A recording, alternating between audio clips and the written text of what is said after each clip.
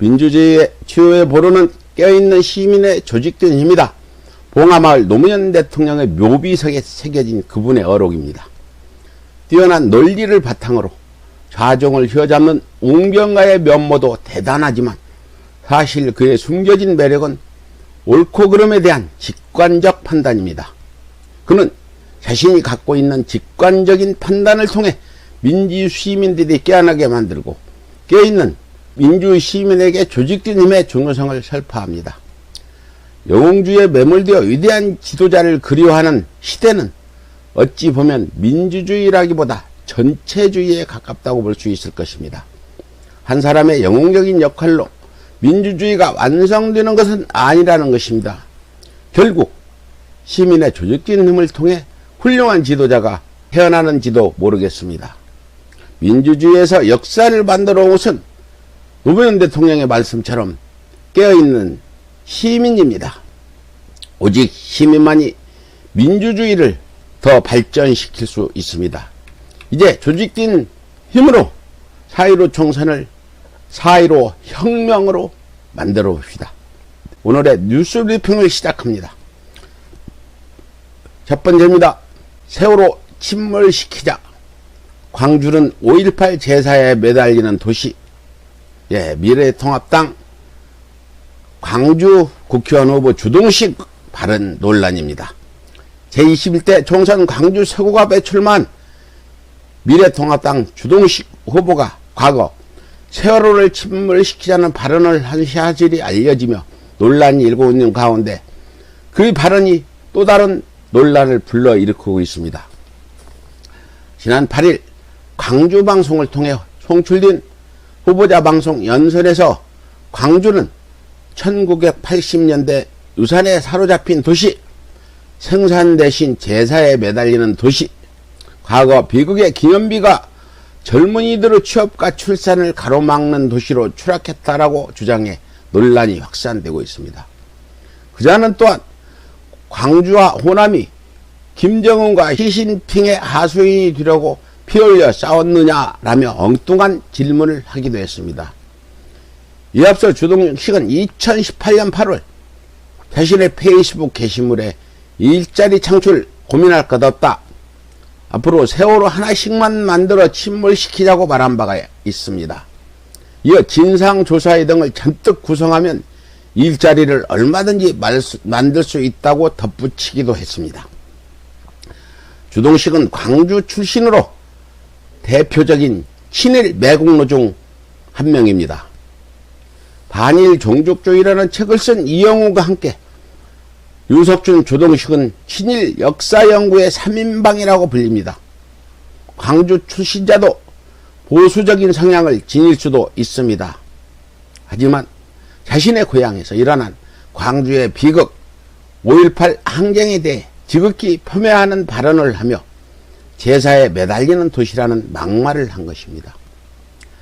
김대호의 304동 세대는 무식하다는 발언에 이어 차명진의 세월호 막말에 대해 미래통합당이 사과한다고 발언한 지 하루도 지나지 않아 저들은 또다시 막말을 퍼부은 것입니다.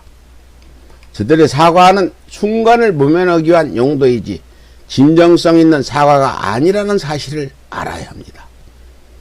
내일이면 저자들의 입에서 또다시 어떤 막말이 쏟아져 나올지도 모를 일입니다. 저들이 막말을 하면 할수록 진보 진영의 선거에는 유리하게 정제될 수 있습니다. 그러나 중요한 것은 그들이 내뱉는 막말이 순간의 실수가 아니라 그들의 정신세계에 뿌리 깊이 박힌 의식 수준이라는 것을 명심해야 합니다. 두 번째입니다. 노동신문, 문재인 수령, 고민정 합성한 가짜뉴스 무차별 유포. 20대 총선 서울 강진을에 출마한 더불어민주당 고민정 후보가 대학생 시절 북한 주체사상 성향의 운동권 동아리에 활동했다는 주장이 단체 대화방 등에서 유포되고 있습니다. 9일 한 온라인 커뮤니티에서 북한 조선노동당 중앙위원회 기관지인 노동신문에서 고 후보 얼굴이 합성된 사진이 올라왔습니다.